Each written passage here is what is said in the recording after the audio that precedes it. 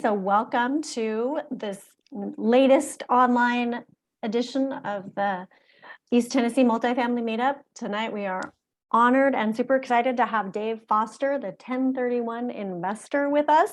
He's going to give us a presentation about all things 1031 exchange and answer some questions and hopefully help us figure some of this stuff out. So without further ado, I'm going to go ahead and turn it over to Dave so we can get this party started.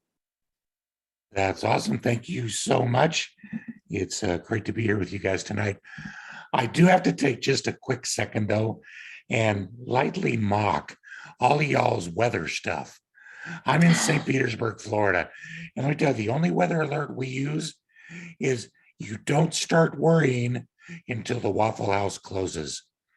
I've heard as long that as it's before, open, yeah. You're good to go. So, yeah, I don't know. I grew up in Kansas, though. So for you tornado guys, I do get it, but I would prefer a tornado every day of the week because you don't have 2 weeks ad nauseum to talk about it. They just happen and they're gone. So now it's great to be here with you guys. I'm going to do a screen share right now so we can jump right into things. What we are going to talk about tonight is a 100-year-old part of the tax code that allows you to use tax gains and deferred tax on real estate transactions for your own benefit rather than having to pay them to the government. It's called a 1031 exchange. That's the statute that it's named after. And basically what we're going to do tonight is there's some very specific, rigid, and read that boring regulations and processes that you have to go through. But they are absolutely critical and important. We're going to spend as little time talking about those as we can, because although I want you to have a great understanding of the hoops you're going to have to jump through to do a successful 1031 exchange, the power of these suckers is in how you apply them and the strategy. And I understand that you guys are all coming from all different levels of experience and walks of life, but these things are good throughout your entire, what I like to call, life cycle of a real estate investor. Whether you're beginning experienced or ready to jump off the train, these things can be made to work for you. And I really want to spend as much time as possible because we've got a nice sized group of spending time talking through strategy and how you can use these. So buckle up, put your questions in the Q&A. If you've got them, we'll try to answer them either on the go or at the end. But we're going to try to blaze through this thing and have plenty of time to dialogue. Yes, my assistant is raising her hand. It's the chat box. Questions in the chat box. Oh, chat box. Sorry, questions in the chat box. And I think somewhere along the line, we may have some free coffee to give out. So keep an eye out for that. So 1031 exchanges. Let's jump into it. The first thing I want to start with, though, is to back up real quickly, because this is going to be very, very important at the end. There's actually two parts of the tax code that talk about real estate tax. The first one is section 121, and this deals with your primary residence.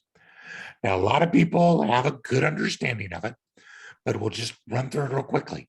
If you have a property that you live in and you have lived in it for 2 out of the 5 years prior to sale, then as a single individual, you get to take the first $250,000 of profit tax-free.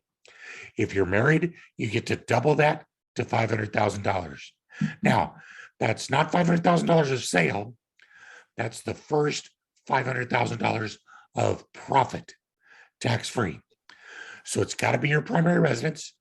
You have to have lived in it for 2 out of the 5 years prior to selling it, but you get to take the first $500,000 tax-free. And here's the kicker that a lot of people still don't know. You can do this once every 2 years. So by itself, this is an awesome way to get tax-free dollars into your pocket, as long as you've got a willing spouse. Simply buy a house, move into it, live in it, and sell it. The profit is going to be tax-free up to those limits. Now, NAR tells us, the National Association of Realtors, tells us that on the average, people stay in their homes 5 to 8 years. So over the course of your lifetime, by doing nothing other than simply living as you normally would, you're going to have 5 to 8 opportunities to take advantage of this and put tax-free dollars in your pocket. But remember, that's your primary residence. Now, I'm going to make you stay till the very end because I'm going to tell you how this works together with Section 1031, which happens to be the rest of real estate that is used for business or for investment. Now, with 1031, what's our question up there, Vicki? Because my thing is covering it. How many? I It gave you the says, answer. This is why, with the best laid plans of mice and men. Okay, real quick. How many times can you do this in your lifetime? how many times have you sold a primary residence? Every, Put it in the chat box, Mr. Scully. come on.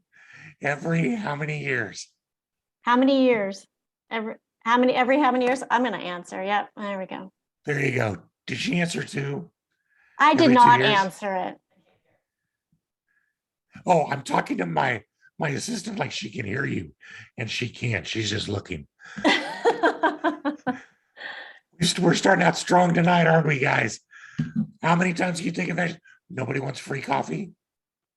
How many Nailed times? it. Every 2 years. Every 2 years, exactly. Okay. Joe and Jen, you can have my coffee. All right. Awesome stuff. That's your primary residence. With the 1031 exchange, when you sell business or investment real estate, you can, I'm going to add a word here, indefinitely defer the payment of the tax that would normally be due on the sale. So get the difference. Primary residence, tax-free. 1031 exchanges, tax deferred. Wouldn't it be awesome if there was a way to turn tax deferred into tax-free? Stay with me. The key to a successful 1031 exchange is that you have to meet 6 requirements. They're all or nothing. And if you miss one, you miss the entire exchange. The IRS has to let you do these, but they don't have to make it easy. This is what we're going to dive into right now. There's a couple. There's a requirement for what kind of real estate qualifies, 2 timing requirements, a requirement that you must use the services of a qualified intermediary to do the 1031. There's some requirements on how title has to be held, and there's requirements on how you reinvest. So right away, you may already be formulating questions on these. Get ready, and as we get into each one of these, you can post those questions in the chat box. So requirement number 1 is the property has to be held for investment. Maybe that's a property that you have a shoe factory in, or a property that is held for business. Maybe you are a landlord by nature of your business, and you hold that property to make income that way. Or maybe you simply buy property to hold for investment, not because you buy it at a bargain and can resell it. Your intent there is resale, but property that you buy now because you know that later it's going to grow in value. Many times in raw land and development, we call that path of progress investing. But maybe there are sectors in your city. You guys evidently have a focus in multifamily. So maybe it's a multifamily property that you can buy, do a value add to, and over time, increase your rents so that the property then is worth more. That's a good 1031 exchange property. The use of the property is key. Now, I want to go back to the primary versus investment for a minute. All that makes you qualify your primary residence is that you lived in it for 2 out of the 5 years prior to selling it. It doesn't matter if it's currently being used for something else.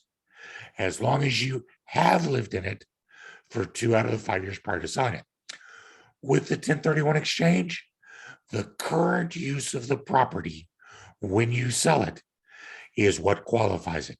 If it's being held for productive use and investment, it qualifies. And that is any type of investment real estate.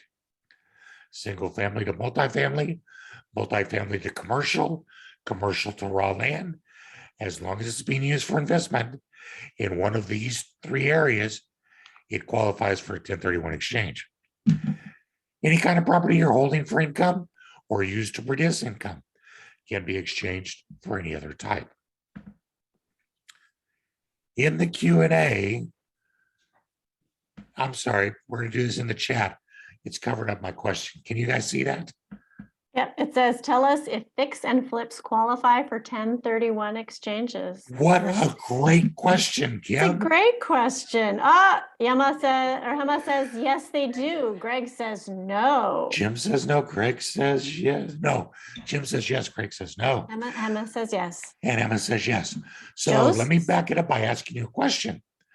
What is your intent when you buy a property to fix and flip? Is it to hold the property for productive use, or is your intent primarily to resell it? That is what the statute defines as the difference. So for most fix and flippers, what's your intent? You're buying the property to fix it up and sell it. I buy, I fix, I sell. That makes me what the IRS calls a dealer. And when you're a dealer, you're creating inventory, and that would not qualify. Property that qualifies for 1031 exchanges is property you purchase with the intent of holding. So there is a feeling that it is a little bit of a longer hold, isn't there? So now, everybody that I just dissed by telling you you're wrong, you want to yell at me and say, but Dave, what's the correct time to hold? Guess what? There is no statutory holding period. It is only your intent and how you demonstrate that intent. Here's an example. A developer about almost 15 years ago bought a huge tract of land, subdivided it into lots, and then wanted to sell the lots. Now, was he holding that for productive use, or was he trying to sell it? He was trying to sell it, wasn't he? But guess what? The crash of 2008 happened. He couldn't sell anything. 10 years later, he sold the entire subdivision to another developer. He did a 1031 exchange. The IRS disallowed it, although he had owned the property for almost 15 years. Do you know why? Because he never removed the listing for sale and the for sale signs. He was trying to sell the property for that entire period. He just wasn't able to do it. So the IRS said, nope, your intent was not to hold. Your intent for 18 years was to try and resell it. Sneaky, isn't it? Here's the opposite extreme. This is a real client of mine this last year who sold a piece of property after owning it for 60 days. And I said, dude, you can't do this. You bought this property trying to resell it because you got it at a bargain. He goes, no, Dave, I got it at a bargain because I agreed to honor the below market value lease of the tenant that was in it. I really wanted to hold on to it. To which I replied, well, then why are you selling it? And he said, oh, that's easy. It was the bear. What? Yeah, the bear that took up residence at the trash can of the house. This is near Gatlinburg, and scared the tenant away. She wasn't going to live in a place with a bear. And his accountant said, you know, I'm pretty sure the IRS isn't going to argue with that because he even had pictures. So what was his intent? It was to hold for productive use. But a bear caused him to have to change his course. So while time frame is not the only answer, it's important, but what's more important is your intent. Now, how many of you guys, this is maybe a rhetorical question, but how many of you guys are into fixing and flipping? I mean, I know I've done a bunch of it in my lifetime. It's fun. It's an adrenaline rush. It creates cash. It's a beautiful thing. But what if instead of, this is tip number one for how to adjust your investing. What if instead of buying, fixing, and flipping, you did this? You bought it, you fixed it, you rented it, you refinanced it, and then you took the refinance cash to buy another property. What'd you just do? A refinance is not a taxable event, but were you able to get just about the same amount of cash out to go buy your next property without triggering a taxable event? You sure were. Secondly, you've got an asset where the tenant is paying the finance costs for your next acquisition. Thirdly, there's no tax because there's been no sale. And then when you finally do, by the way, those of you that ever go to biggerpockets.com, that's an investing forum. This is straight out of their book. It's called the BRRRR method. Buy, rehab, refinance, rent, do it again, repeat. But if you give yourself another R, reevaluate, then at some point in time, it'll be time to sell that property. But this time, you get to use a 1031 exchange. So you're not slowing yourself down at all, but you're now letting your portfolio position itself so that you can do that exact thing over and over again without paying a penny in gain tax on your sales. I have a couple clients that do over 20 exchanges a year because they've built their portfolio up this way, and they're using refinances to buy properties, and then whenever they feel like it, they're selling their old ones. Does that make sense as a strategy? Yeah. One option that's there. Nodding. So, property held for investment, real estate only. The definition of real estate is defined by the states. Someone before the meeting started mentioning trailer parks and mobile homes. If you are buying a trailer park or a mobile home, that is where the unit itself conveys with the land, that's real estate, because that's how every state defines it. If you are buying a mobile home and putting it on a rented lot, that's not real estate. And do you know how you tell the difference? If it's real estate, you get a tax bill from the county tax collector and appraiser. If it's not real estate, you get a re-registration bill from the DMV. But things like boat docks that are deeded boat slips in South Carolina and Florida, things like oil interests worldwide. Didn't the Clampetts used to live in Tennessee? Oklahoma, I think. Were they Oklahoma? Come on, listen to my I'd story have about to a man sing in a the shed. song. Yeah. Yeah, I know. I'd have to go through it. Take too much time. But regardless, oil rights and mineral rights and natural gas rights, whether they're working rights or royalty, are considered to be real estate. So you could sell some oil rights in Oklahoma and you could buy a duplex in Nashville using the 1031 exchange. Hold period we talked about. Long-term feels better, but what's the real standard?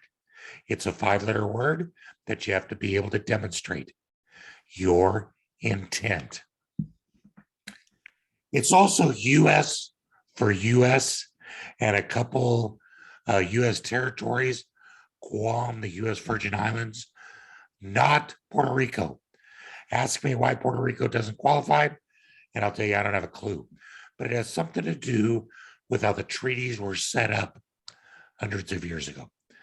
but it's US for US. You cannot sell in Tennessee and buy in the Dominican Republic. You cannot sell in Ireland and buy in Tennessee.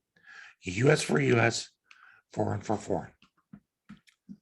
Rental property is always an investment. Bare land is always an investment. The reason for this slide is that income production is also not a requirement. But it's certainly one good thing to be able to demonstrate your intent. All right, so here's Bill and Jane. They got a duplex. They've rented it out. They're going to sell it by condo at the beach to rent out to others and use a little bit themselves. Does this qualify for a 1031 exchange?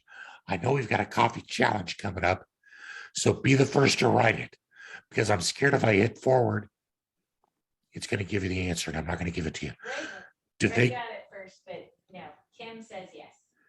Wow, Greg, the girls are ganging up on us. My wife says Kim wins. The What? answer is yes. And what's this illustrate? That, dude, she said it. She's the boss. All right, whatever. He says, whatever, Vic. Some personal use is absolutely fine. And this is a great mature strategy as you start to want to put more into your lifestyle and less into your business. Because you can buy a vacation rental that still is generating income, but you're also getting some personal use out of. So this is a great transitional strategy to start to build the lifestyle you want while you're still wanting to work as a real estate investor. Okay, second requirement and the two timing ones. The 45-day requirement, the identification rule. From the day of closing, you have 45 days to identify your potential replacement properties. Now, during that period, you can do one of two things.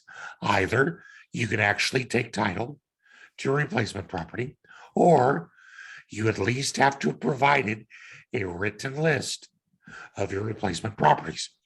Because on day 46, you cannot change that list anymore, and you have to purchase a property that it's on that list. It's got to be in writing. It's got to be a specific identification. You don't get to just throw down the Nashville phone book and say, that's my list. And it's a 3-property rule if you're buying something larger. And we're not going to get into deep weeds on this because we could spend forever talking about it. There's a couple of videos on our website, but here they are. If you name 3 or fewer properties, it doesn't matter what they're worth. Either you could sell for $100,000 and put 3 $5 million properties on your list. But if you want to name more than 3 properties on your list, then their total value can't equal more than 200% of what you sold, unless you close on 95% of the value of that list. So you get the idea. The IRS kind of has some squirrely rules for you on this. We're going to circle back and do an example that'll show you. But you want to know that there's not going to be ever an individual exemption or extension for you. So of all the rules, this is the one that trips up investors more often than any.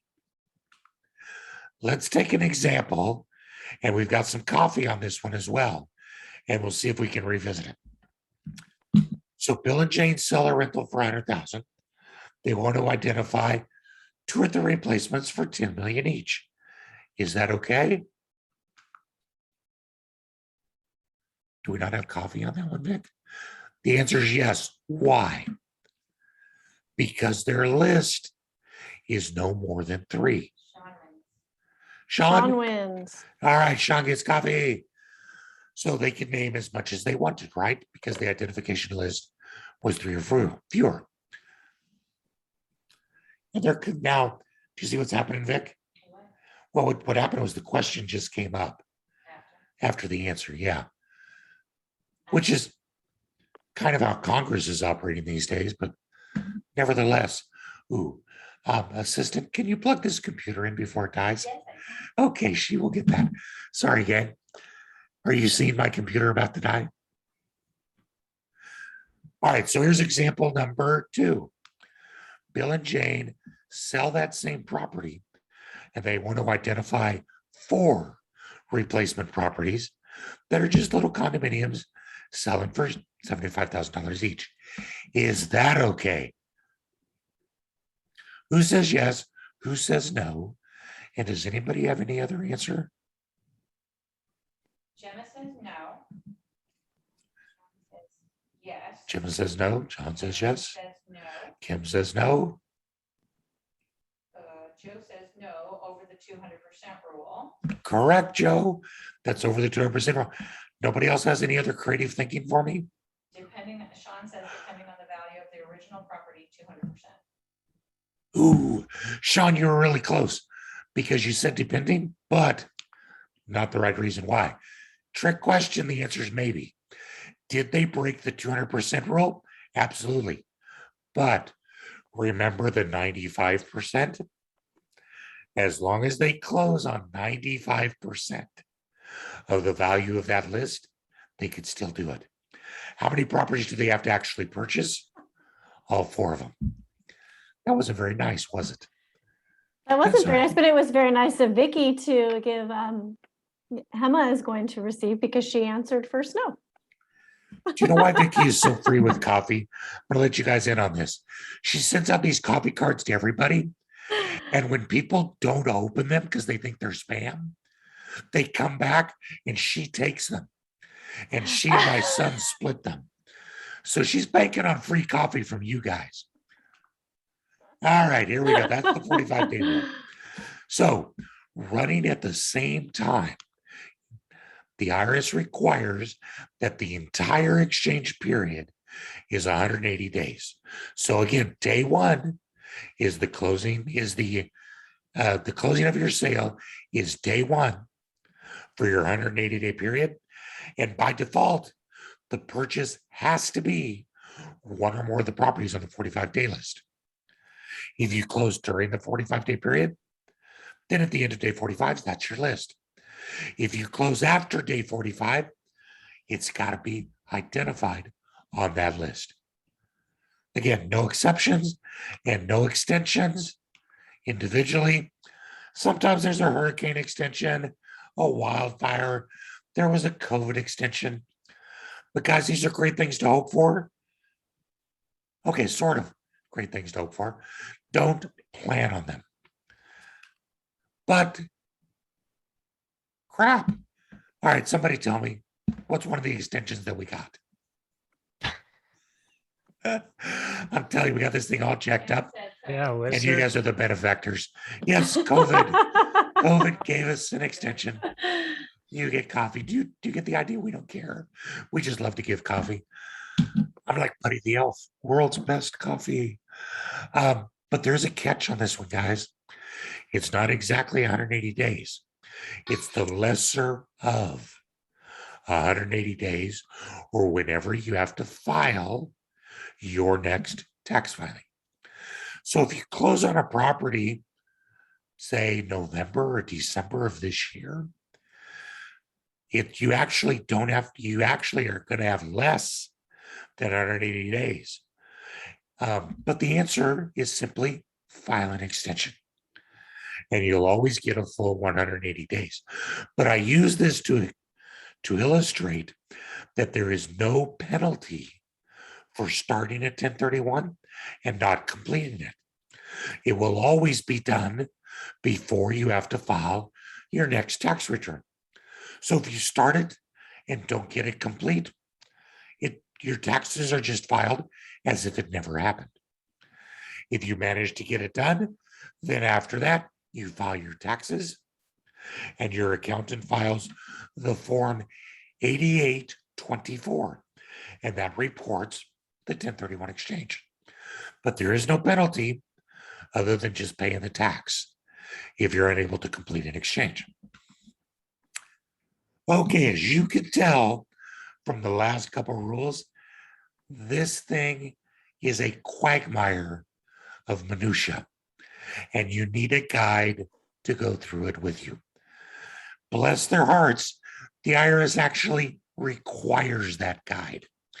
They require that you use the services of someone called a qualified intermediary. This is what people like I do. And they have to be an unrelated third party to you, whose only job is documenting the 1031 exchange on the sale and on the purchase, ensuring the transfer of funds in between, and guiding you through the process. We are your Gandalf because it's a wreck trying to get through the mines of Moria. But guys, please, please, please read this last bullet point like 7 times in a row. Chant it as a mantra in front of the bathroom mirror every morning for a week. And here's why. Because yesterday I had not one, but 2 people call me up excited because they've been talking to me for months and they just closed their sale last week. Guess what? The ending of the phone call was not nearly so happy because each one of them are paying a 5-figure tax bill because we must be involved prior to the closing of the sale, or you cannot do a 1031 exchange. This is no joke, and it doesn't make me any happier than you, but it's real. Okay? Qualified intermediary. Title requirements, or as I like to call it, the taxpayer requirements, say that however the taxpayer holds title to the old property, or whoever the taxpayer is for the old property, that's who the taxpayer has to be for the new property. That's how you have to take title to the new property. Now, any tax-paying entity, corporation, LLC, trust,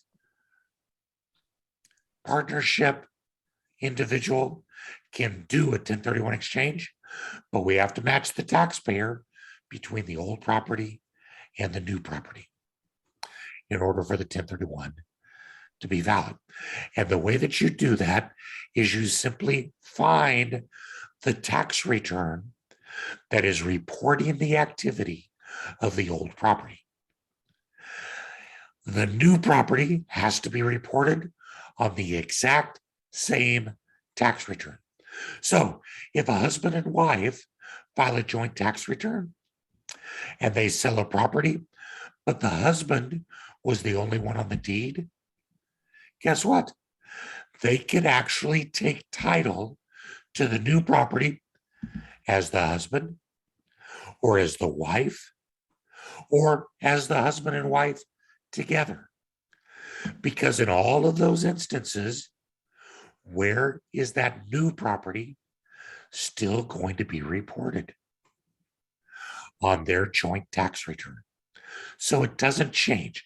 So there's a little bit of flexibility, but this is the deep weeds kind of stuff that I'd rather answer specific questions for. So let's save it to the end so we get to the fun stuff. The last requirement is the reinvestment requirement.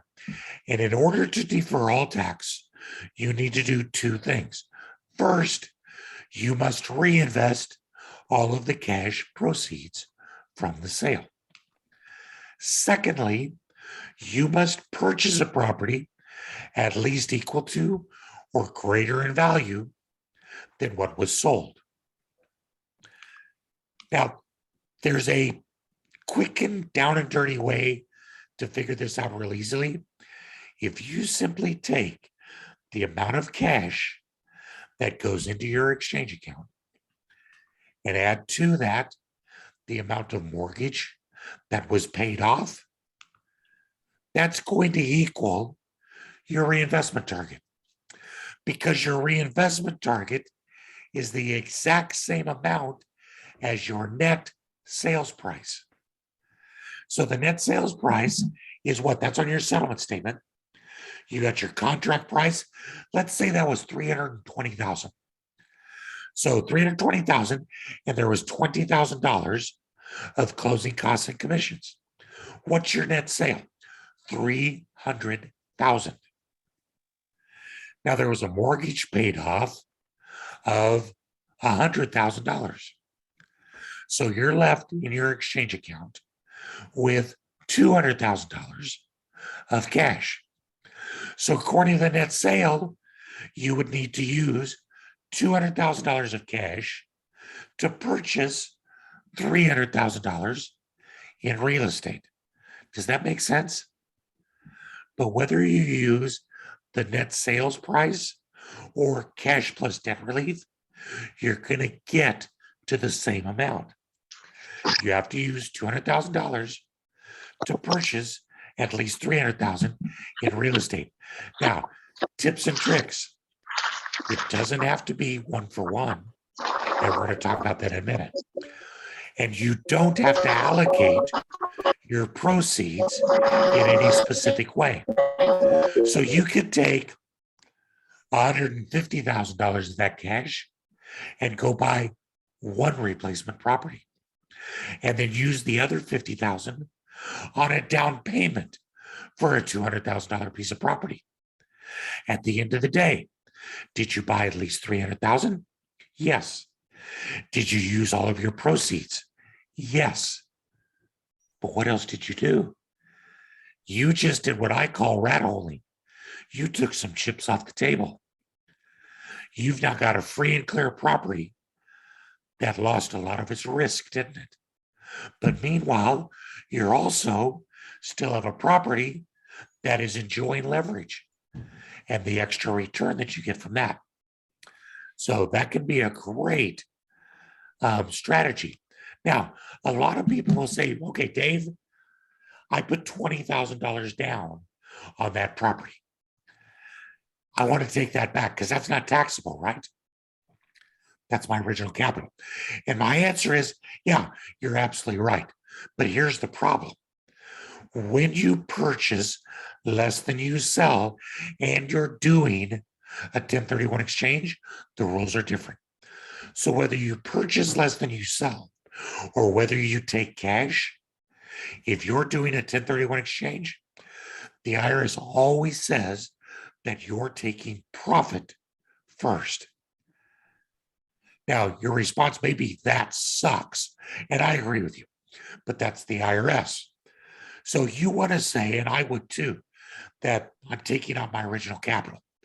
The IRS says, nope, you're taking profit first. And to answer who wins the argument, I just ask you, who's got nuclear weapons? It's going to be taxable if you take some cash, but that's still not a bad strategy because you're only going to pay tax on the cash you pull out or the difference between what you sold and what you purchased for. Still a good strategy. All right, here's a review of the basics. Then we get into the fun stuff.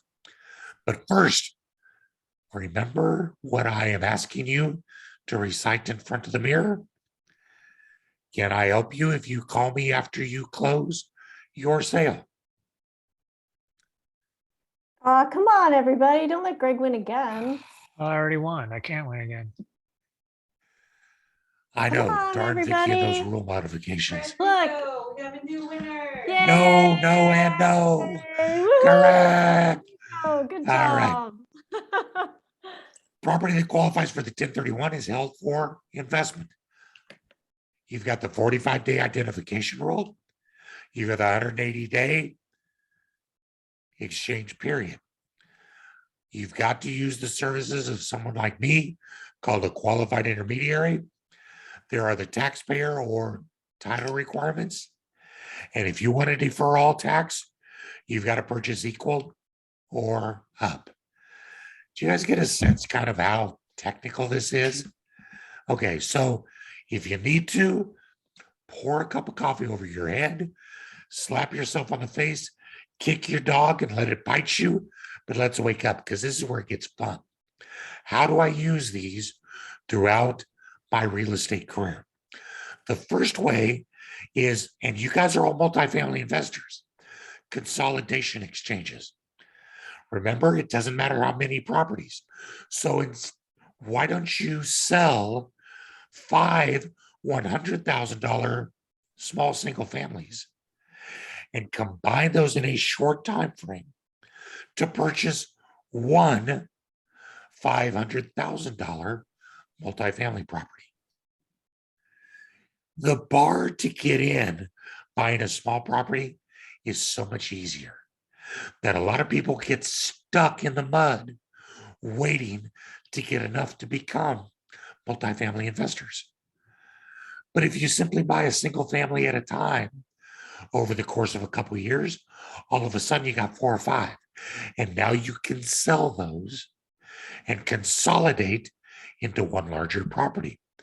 And bang, you're now a multifamily investor. The exact opposite can be true, because right now, as you guys are all aware, there is a ton of money chasing multifamily deals. So I don't know, some of you bought right. You may be sitting there thinking, maybe now's the time to sell. Well, what am I going to buy? Because there's not any good multifamilies out there now. So maybe I'm going to sell. And instead, what I'm going to do is buy several small single families again. Because if you're like a lot of people, you're kind of seeing the way this administration is moving into incentivizing home ownership, handing out money to help people buy their first homes, and all those kinds of things start to tell investors like me that there's some bang left in the single family market. Hey, that's free advice worth every penny that you paid for it. But the point is that you can use the 1031 exchange to go from a larger asset into several smaller assets. You can use the 1031 exchange to prepare for retirement. How can I do that? Well, first of all, if you're wanting to move from Tennessee and retire in Florida for the weather or to get away from the bears or whatever, you could start to 1031 exchange your retirement portfolio to Florida. And then on your way out the door, you sell your last property, you move to Florida, and boom, there's your portfolio right beside you where you want it. But it could get better. Because one of the things that you could do is, as one of those 1031 exchanges, buy a really cool vacation rental so that now you've got an excuse to go visit Florida and shop for investment properties while you're writing off your vacations to stay in your own vacation rental. Come on, can I get an amen? That's an awesome strategy. But you know what? I'm going to make it even better. It's at this point in time, Dave starts to act like the Romco salesman. It gets better. There's more. Because what if you sold your last home, your primary residence, and then moved to Florida? Remember Section 121? You're selling your primary residence. That money is tax-free. Where are you going to move? You have a really nice vacation property. Maybe it's time to convert that into your primary residence. The conversion of a property does not trigger tax, only the sale. So you can move into that property, and as long as you live in it, you will never pay the tax. Do you want me to make it better? Yeah. Okay. I mean, I don't think it's good enough yet. Okay. It gets better today only. No, actually, what you can do then is, since it's your primary residence, Every year that you live in it will start to convert some of the deferred tax into tax-free, because you still get to use the 121 primary residence exemption, but it's a little modified because they don't want to see you get all of it free. So if you convert a property from investment into your primary residence that you did a 1031 to get into, you have to have owned it for at least 5 years. You have to have lived in it for at least 2 out of the 5 years prior to selling it. But if you do that, then you will get to prorate the amount of gain tax-free between the years you lived in it and the years you rented it. So here's how it works. Do a 1031 exchange, buy a vacation property 2 years before you retire. Sell your property, your last home, that's tax-free. Move into the investment property. Live in it for 3 years. Have you owned it for 5? Yep. How much have you lived in it? 3. And then you sell it. So you would get 60% of the profit tax-free. And you would still have to recapture depreciation. But I mean, come on, compared to bagging groceries or delivering pizza, where you got to pay taxes too, that's not a bad job. Simply converting your properties into your primary residence and living in them. By the way, Kim, do you know how long you want to live in each one of those? It's 2 years. Yeah, So, till it's time to redecorate. And instead of redecorating, sell it and move. Take part of it tax-free, take part of it, pay tax on part of it. It's a great plan. Here is a very real example of one couple, one family we did this with. Now, they had a family farm. The family farm consists of 2 types of real estate: the primary residence and the agricultural land. So when they sold it, they took the primary residence portion tax-free. And then they did a 1031 exchange on the farmland. Now, they had 3 children in 3 different cities, and they went to those kids and they said, here's the deal. We need retirement income, but if you would like to inherit a property from us, we'll let you pick it out. If you agree that we get the income and you manage it. Kids obviously all said, well, yeah, we'll do that. So they bought a property for each one of their children in all 3 of those cities. What was their end of the story? Tax-free income from the sale of their primary. Tax-deferred income as long as they lived. And honestly, it was more than they made from the farm.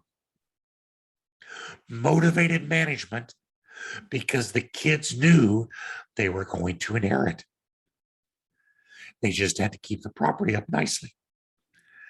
You know what grandma figured out? Every trip to go visit grandkids is a write-off business expense to go see their properties. Come on. That is such an awesome strategy.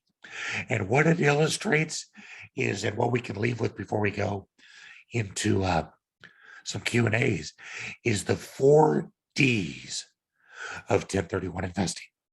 You guys ready? Ready to write these down? ready. Defer. Defer. I'll give you plenty of time if you need to do spell check. How do you spell that? Okay. Yeah, defer. Uh-huh. You ready for the last one? I think I can guess. I think you'd be wrong. What do you think it is? Die. Greg! Greg gets another coffee just because I like him. Yes, defer, defer, defer. Was that Greg that said that? Yeah. Defer, defer, defer, and die. Okay, why? Because you buy a property, and as long as you never sell it, you never pay the tax. You generate the income. You do a 1031 exchange, and as long as you do that, you will never pay the tax. Now, what does that mean in real dollars? If you had a $100,000 profit, that's $20,000 in tax probably. What can you make on $20,000? $2,000 a year? Times how many years left in your life? The deferred tax makes money for you. As long as any time you sell the property and do a 1031, you never pay the tax. As long as any time you convert the property into your primary residence, you never pay the tax. And if you die owning the property under current law, and hopefully under the new law in a couple of years, if things change, your heirs get the property at what is called a step up in basis. And that means that they inherit the property as if they paid market value for it on the day you die. In other words, tax deferred to you becomes tax free to your heirs. That is the single, swear to gosh, most powerful multi-generational wealth building strategy there has ever been. And that is why a lot of families have incredible family wealth, because they took the time to hang on to their assets and will them to their children. Do you know what the one caution I'm going to give to you on? Well, there's two on this strategy. The first one is there is some proposals out there right now to eliminate the step up in basis. So keep an eye on it. It can go away. It can also come back. And it may not go away because there's a lot of representatives and senators that would like to be able to give their children something tax-free as well. So in spite, we don't know if it's going to go away yet. But here's my biggest warning. Do not tell your children about this too soon. I have a son who's thinking about going to medical school now because I think he'd like to learn how to turn off machines. And that worries me. But regardless, it's a great strategy. Diversification, consolidation, ebbs, flows. You can change location. You can change type. You can change size. You can take it to the grave. I know I sound like a cheerleader, but I've used these myself for over 20 years, and I believe in them.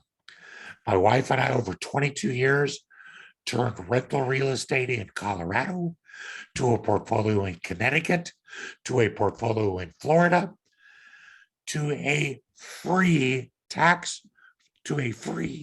sailboat purchased with tax-free dollars from these exact conversions that we raised our 4 boys on for 10 years. And once again, our portfolio is now moved to Kansas and Florida, all using 1031 exchanges. Here again are those, we'll just set them up here, then we'll take some questions. Those 6 requirements. Who's got questions for me? I told them that only somebody with a degree in accounting would think this is fun. She did. And Wow, really? You did that? what's that? At 2, Brutus? She, in the chat, Vicky said that only someone with a degree in accounting. Short-term rentals. Yeah, only someone with accounting thinks this is fun. Okay, you're probably right. She says, as she's living 200 yards from the beach. Come on, babe. It is true. It's a geek's paradise, but it's got some very real consequences that can be pretty good for you. I got a question. So Well, you've wait a got second, Greg, oh. hang on a second. Oh. Emma Oh. put one in already. Oh and yeah, go I ahead. think And I think you know, we said can it. feel free to unmute. It's not a huge crowd as Yeah, well. yeah. But she asked, how does this work with short-term rentals? Same exact thing. Because whether it is a short-term rental, long-term rental, it's a rental, right? Your intent is to hold it for productive use. And what I love about short-term rentals is that always leaves time for you to be able to use it yourself. Right? And as long as there's actually some IRS safe harbor on that, where the IRS says that they guarantee that they will honor your intent if you use the property the lesser of 2 weeks a year or 10% of the number of days it's rented, which doesn't seem like that's very much, but that does not include the number of days you stay there while you are working on the property. Emma, for you, I have some Fort Myers renter landlords that have short-term rentals, and they are in that property probably 3 or 4 months a year because they have to monitor very closely the automatic sprinkler system. Yeah. Oh, yeah. Be careful. Those things will break all the time. Yeah. You got to change those AC filters and dust the, Oh my gosh. dust Like the ceiling clockwork. fans. Yeah. Exactly. My question was, I mean, it's a great strategy. Do you have to couple this with a CPA of a certain caliber as well? This seems like it's definitely kind of a team sport between a facilitator and somebody that is paying attention to the tax code and Absolutely. has a certain amount of savviness with real estate centric tax law. Yeah, no, you're absolutely right. I think that I'll pat myself on the back or curse myself a little bit here. But I think one of the things that allows me to speak to the heart of investors with this strategy more than most QIs is because I am an accountant. But that being said, I understand the law, but I cannot, by law, help you with your taxes. But I can certainly give you the right questions. And what is crucial is that you do have that CPA who either understands 1031s or knows how to speak my language enough that between us all, we're able to find the best strategy. Because I know 1031 probably better than 80 or 90% of accountants in America. And that's not to brag. That's just because I'm the only idiot that decided to go 2 miles deep in a 2-foot wide creek. They know far more about the general tax code than I do. And they definitely know more about your personal tax situation than I do. And you never let this tax tail wag the dog. So you're right. That's a great way of saying it. It's a team sport. But within all that, some pretty powerful uses, you bet.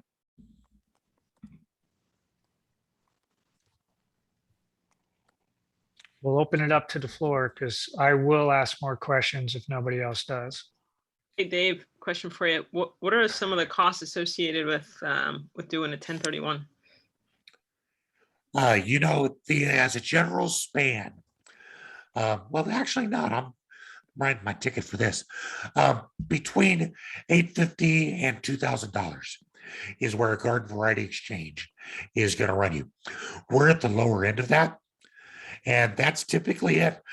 People are surprised because the intermediary really isn't that expensive. Because remember, all they're doing is just the 1031 exchange. So you still use all of your regular professionals. And a subset question to that is, in terms of a multifamily property or some sort of syndication or joint venture where it gets a little more complicated and there's other partners, does that work to be about the same in terms of costs, or how does that? Oh, Monfrere, you just opened up a can of worms, didn't The you? whole tenants in common thing. Yeah, you use the S word, syndication. I say that in jest, but this does really illustrate something, and I think we can deal with this in a nice circular way. So remember, the 1031 exchange has to be a sale of actual investment real estate, followed by a purchase of actual real estate. So this is why most syndications won't work for you, because you're selling real estate, but what you're actually buying is a membership interest in an entity that owns real estate. That doesn't qualify for 1031. So that's basically a non-starter for 1031.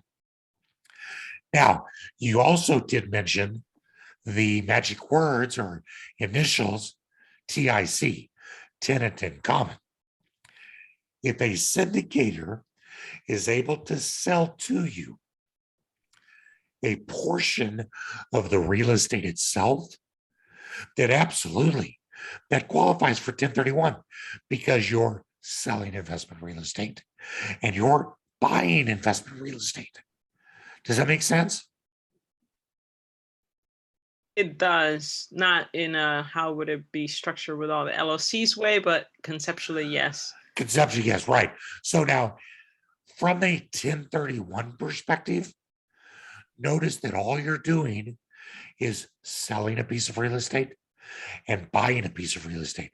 So that does not complicate the 1031 at all on that side of things. Where it complicates things is on the syndicator side, because now they have two owners of the real estate. So they have to figure out how to combine you back up together and create the structure that's needed, which is why most syndicators won't do it unless you're throwing in a bunch of money. Does that help a little bit? Yep, absolutely. And then there's one other thing that I want to address that's appropriate right here.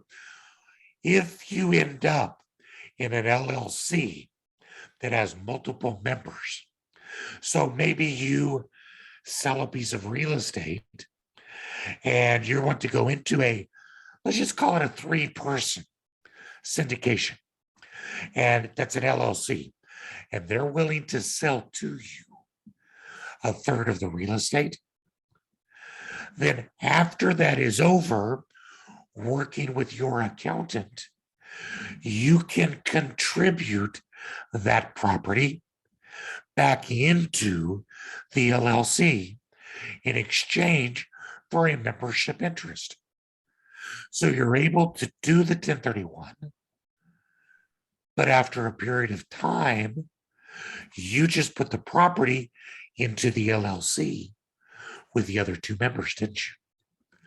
So now you can go together in however you're going to use that property. But there's a critical, and that's the best thing for the syndication going. But it does create a future complication for the 1031. And that is that now that property is no longer yours. It has a different taxpayer, and the taxpayer is the LLC.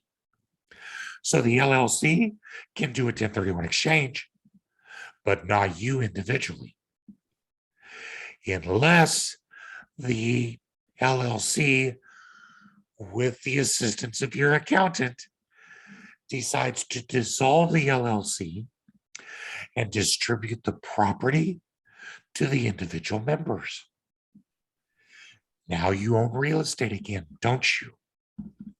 So you can sell your real estate and do a 1031, and the other 2 former members can do the same thing. Either that, or the LLC does an exchange and buys 3 properties. And then after that's over, the LLC dissolves and distributes the properties to the individual members. Okay, I'm taking a deep breath because right there, I just realized I geeked out and went way further than any of you wanted. So I apologize. I But think there were a few paying close attention to that. No, yeah, that was more relevant than you probably realize. That So was super. That appreciate was it. super relevant. Actually. Like I said, there so were a watch few this. people. This Yeah. is for my wife. I think So- what it proved to me is definitely connecting with folks like you to help us through those complicated transactions, because clearly we just need experts like you in our corner. Yeah, I really love what Greg said, though. It's a team sport. It really is. So I in agree. theory, if you were a member of an LLC, like a several member LLC, we call those, and I know, don't spit up your coffee when I say this, we call those JVs, which I know can be frowned upon sometimes. Yeah. But if you're in a multi-member LLC, you can theoretically sell the pieces of property to the individual. You can then disperse of that property, and then you can 1031 from there. Something like Yes, as long as that individual retains ownership to the property. And yeah, I love now what you're talking about. Generally, what will happen is the JV owns the real estate by virtue of several different investors. that. Right. And then there is an entity that is created to manage Right. the joint venture. Correct. And that entity then determines how everything is run. That's actually a great model because it keeps the real estate in each individual's name, but still provides you a very tight way of managing the property. Where it can jumble things up, and again, at the risk of geeking out, is that it restricts some of the opportunities that syndicators have to create unequal waterfalls or sources of revenue for themselves. And that's where you see some of the resistance. So you might not be able to do like a carve out or anything with that. Right. Well, yeah, there's ways of doing it, but it becomes a little more transparent.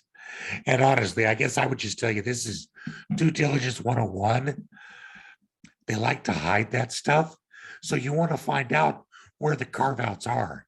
And in a joint venture with management entity or in a Delaware statutory trust type of entity, it's all spelled out much more transparently. That's good news, Greg. I'm glad you're paying attention. I am. I'm following along here. This is good news Okay. for us. All right. I think I agree with Marshall. All right. You can explain it to me again later. I think we're going to ask our new friend here to explain it to you later. I think Yeah, we're I going to think have a so. call. I Absolutely. can follow along. I can follow along with this, and I think that this is going to be good for us. Okay. I think so. Now I'm getting all tingly. My spidey senses are tingling. Is there any other questions anybody has? We're past an hour. I just want to make sure that everybody. I got a quick question, actually. Hey, everybody. Hey, Hey, Nick. Nick. What's up, How man? you doing? What's Good. up, man? I saw Dave's name, so I was like, oh, I got to jump on here. I mean, Dave actually did a 1031 Wait, for what? me. Like, is my name in the post office or something? No. But yeah, no, you helped me with a 1031 down in St. Pete, remember? And everything worked Wait, out. what's your last name? Grisanti. Yes. Yeah. Yes. So, and yeah, everything, I just want to say it was a great experience. We went smooth. So my question now actually is, so that property, right? I did a cash out refi on it and I was able to pull out almost all my money, which was a good move. So, I'm not really planning on selling it, but I do toy with it from time to time, see how the market's going. So if I was to sell now, the fact that I've already pulled cash out and have almost all the money that came from the boot out of that deal, what would my target be for the replacement property? I mean, I would basically just have to spend in excess, but then also dig into my pocket to match that initial investment or Yeah, or just take out more loan. So a couple of things. First of all, the amount of debt that you have does not determine your profit or tax. So that's irrelevant, which is beautiful, because if you ever decide to sell and not do a 1031, you're only going to be taxed on profit, not on the amount of cash that you took out at any point in time. So that can reassure you. If you're doing a 1031, the only thing that a refi changes is how much cash you have to purchase your reinvestment target. Because remember, if you want to defer all tax, you have to purchase at least as much as you sell, and you have to use all of your cash. If you've refied, you just may not have much cash to do it with. Yeah. So it may be just enough for a down payment, or you may need to add some of your own money to make up the down payment, but it's still perfectly doable. Okay. But that is something you want to watch out for. Yeah. Very good. Thanks, man. How do you like that St. Pete market, Nick? What's that? Oh, same How do thing. you Yeah. like that St. Pete market? It's I kind of like insane, it, but hasn't it? it's hard to buy anything, man. That's the problem. And we get letters Discouraging, every actually. week. Do you? Yeah. Oh, yeah. And I'm actually getting companies like, what's it called? Homegrown, Show 'em or something. Zillow and all these guys. They're sending us offers without even seeing pictures. Yeah. It's insane. It's crazy for sure. We'll wait for it to settle down a little bit. Huh? Does anybody have anything else they'd like to ask while they've got Dave's ear here?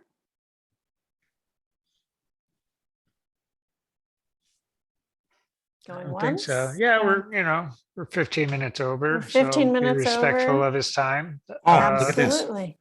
There's how you can contact me. Oh, look at Oh, there we go. Thank you, that. And by the way, at that website, basically everything that we just talked about, we have broken up into 32 YouTube videos that are for the attention span challenged. They're all 2 and 3 minutes. So it's a beautiful way to get in and get some cheap education. Awesome. Yeah, Thank awesome. you No, so much. very much appreciated, Dave, taking your time, the presentation. This is stuff that I don't think a lot of us get a lot of touches on because we don't always need it. So it's very deal cycle specific. So it takes quite a few touches, I think, to get a full understanding, because you don't need to review it every day. Yeah. Yeah, we've got a saying around here that we should have that says it takes a lot of free coffee to get an exchange. Yeah. I like that.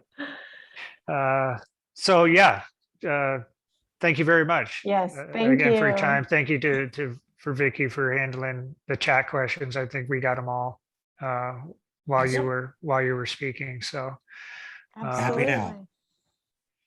so there you All go. right. That's how you reach out for Dave. We want to thank you guys for joining us. We'll be in person again in a couple of weeks with local favorite Ben Godfrey talking about his journey to take over the world of mobile home communities in the Tennessee area. And then 2 weeks after that, we'll be online again. With a cost segregation with West Maybury. Oh, right on. So So yeah, we got a lot of good stuff coming up. Thanks, everybody.